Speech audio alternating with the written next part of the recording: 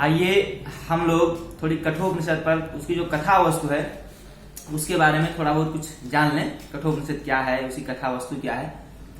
तो सबसे पहले तो हम ये जाने कि कथा कहाँ से प्रारंभ होती है, किस वेद से है, किस शाखा से है। तो कठोपनिषद कृष्ण यजुर्वेद की कठ शाखा से आया है। कठोपनिषद में 2 अध्याय हैं, प्रत्येक अध्याय में 3-3 वल्लियां हैं, कुल मिलाकर 6 वल्ली।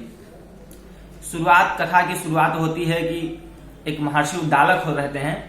तो महर्षि उद्दालक सर्वमेध यज्ञ करते हैं, जिसको कहीं कहीं विश्वजित यज्ञ भी आया है। तो विश्वजित यज्ञ करते हैं और उस यज्ञ में होता है कि उसमें अपना जो उत्तम से उत्तम धन धान्य रहता है वो सबका दान किया जाता है, अपना सर्वस्व दान किया जाता है। तो महर्षि उद्दालक यज्ञ के उपरांत ऋतिकों को, ब्राह्मणों को जो दान देते हैं, सब कुछ दान देते हैं। तो उनके पास गैया भी रहती हैं, गऊ।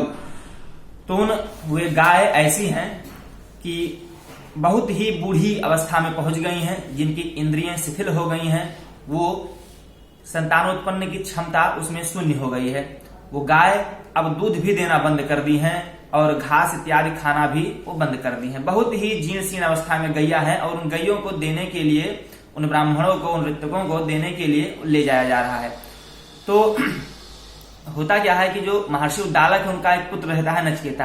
तो नचिकेता जब ये सब देखता है, अभी नचिकेता बहुत छोटी सी वय में है, तो नचिकेता को जब देखता है कि हमारे पिता ऐसा ऐसा दे रहे हैं, ऐसी वृद्ध गायों को दे रहे हैं, तो उसको उसके मस्तिष्क में श्रद्धा का प्रवेश होता है। तो वो सोचता है कि इसको इस प्रकार के धन को देने से या इस प्रकार के गऊ को देने से हमारे पिता या कोई भी मनुष्य उस स्थान को जाएगा या उस लोक को प्राप्त होगा जो उस पुण्य से छीन होगा, ऐसे लोक को प्राप्त होगा। इस प्रकार से जब वो देखता है तो वो पिता से पूछता है, पिताजी मैं भी तो आपकी संपत्ति हूं, आखिर मुझे आप किसको देंगे। तो एक बार पूछा, पिताजी सोचे बालक है, वैसे मस्तिष्क में आ गया होगा, प्रश्न पूछ लिया। 1 बार हो गया, 2 बार हो गया, तीसरी बार जब पुनः नचिकेता वही प्रश्न करता है तो पिताजी अर्थात महर्षि उद्दालक बड़े ही क्रोध में आकर झलझलाहट के साथ कहते हैं कि मृत्यु त्वाम ददामि, मैं तुमको मृत्यु को दे दूंगा। अब नचिकेता सोचता है कि पिताजी मुझसे ऐसा क्या कार्य है, मुझसे किस प्रकार का कार्य यम का ऐसा कौन सा कार्य है जो मुझसे सिद्ध कराना चाहते हैं।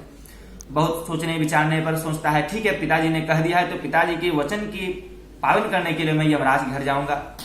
और जब नचिकेता यमराज के घर पहुंचता है तो यमराज उस समय अपने यमलोक में नहीं रहते हैं। यमराज कहीं यत्र तत्र कहीं चले जाते हैं, तो वह 3 दिन तक वहीं भूखा प्यासा रहता है।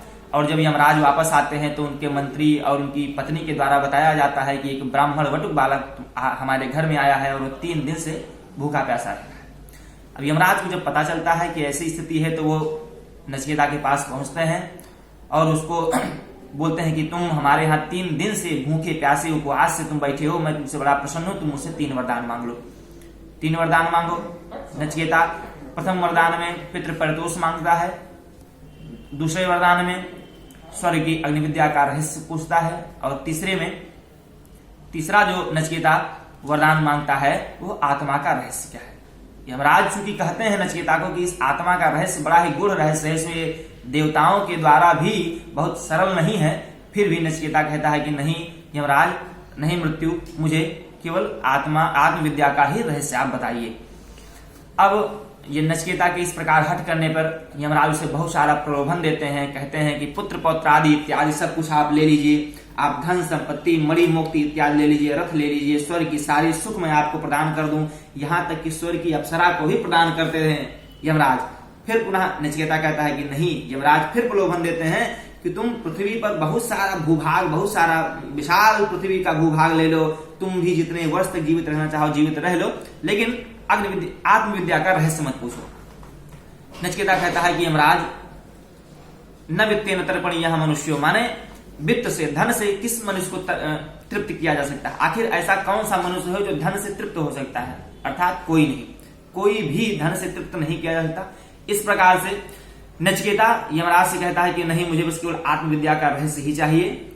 और फिर ये बार बार उसकी हट करने पर यमराज इस प्रकार से यमराज की और नचिकेता का जो संवाद है ये हम लोग प्रथम अध्याय में पढ़ेंगे हम लोग। धन्यवाद। नमो नमः।